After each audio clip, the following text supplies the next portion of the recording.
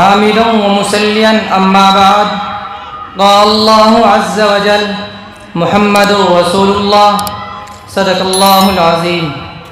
محترم حضرات اور حاکم صاحبان، آج میں آپ کے سامنے سفیران ختم نبوت کے موضوع پہ گفتگو کروں گا، لیکن میری گفتگو کا انداز دیوبندیت کی بنیاد پہ ہوگا۔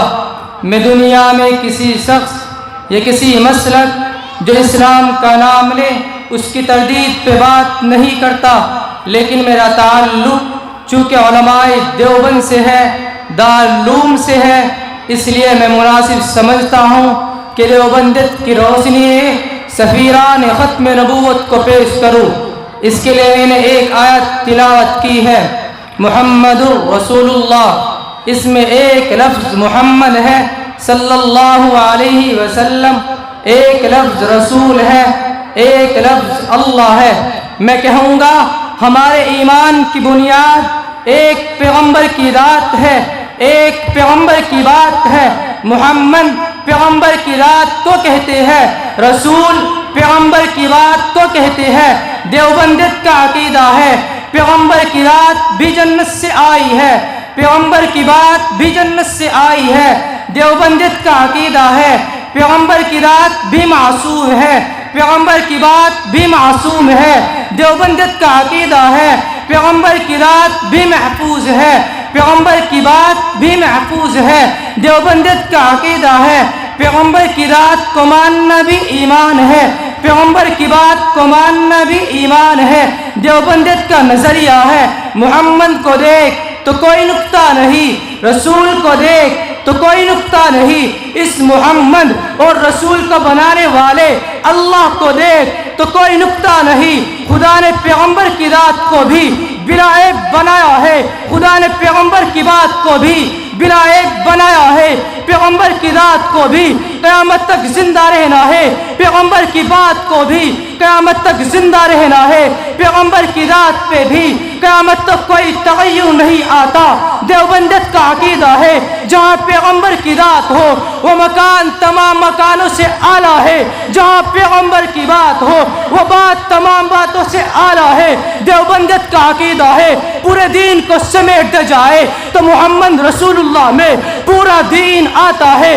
اس میں محمد کی ذات بھی ہے، اس میں محمد کی بات بھی ہے۔ میں قادیانیت کے حوالے سے یہ کہنے لگا ہوں کہ جتنے بھی دنیا میں حملے ہوئے ہیں، کوئی حملہ پیغمبر کی ذات پہ ہوا ہے، کوئی حملہ پیغمبر کی بات پہ ہوا ہے۔ مرزا غلام احمد قادیانی نے نبوت کا دعویٰ کر کے اس نے پیغمبر کی ذات پہ بھی حملہ کیا ہے، اس نے پیغمبر کی بات پہ بھی حملہ کیا ہے۔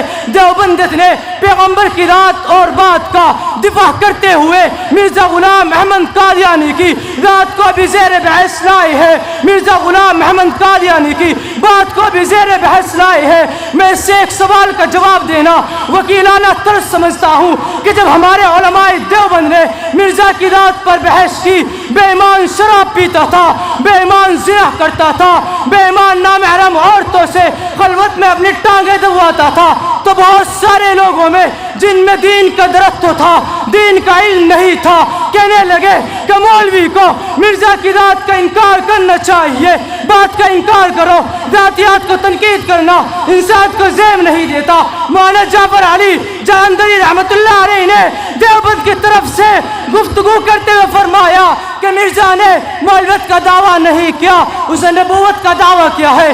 جو نبوت کا دعویٰ کرے پہلے اس کی ذات ہے پھر اس کی بات ہے۔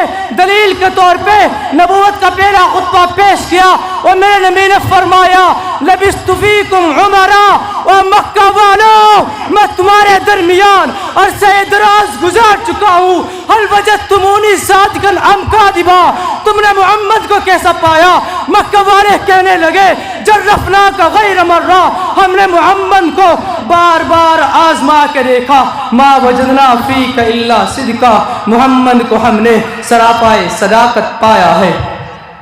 میرے دوستو، دیوبند نے پیغمبر کی ذات کا بھی دفاع کیا ہے، دیوبند نے پیغمبر کی بات کا بھی دفاع کیا ہے۔ میں اس سے ایک سوال کا جواب دینا وکیلانہ مناسب سمجھتا ہوں کہ جب ہمارے علماء دیوبند نے میں اس سے ایک سوال کا جواب دینا دیوبند نے پیغمبر کی رات کا بھی دفاع کیا ہے، دیوبند نے پیغمبر کی بات کا بھی دفاع کیا ہے، اور اس سے بات میں واضح کر دینا چاہتا ہوں کہ جب ہمارے علماء دیوبند نے مرزا کی رات پر بحث کی، بیوان شراب پیتا تھا، میں سے ایک سوال کا جواب دینا، وکیل اعلیٰ دیوبند نے پیغمبر کی رات کا بھی دفاع کیا ہے، دیوبند نے پیغمبر کی بات کا بھی دفاع کیا ہے، اور اس سے بات میں واضح کر دینا چاہتا ہوں کہ جب ہمارے علماء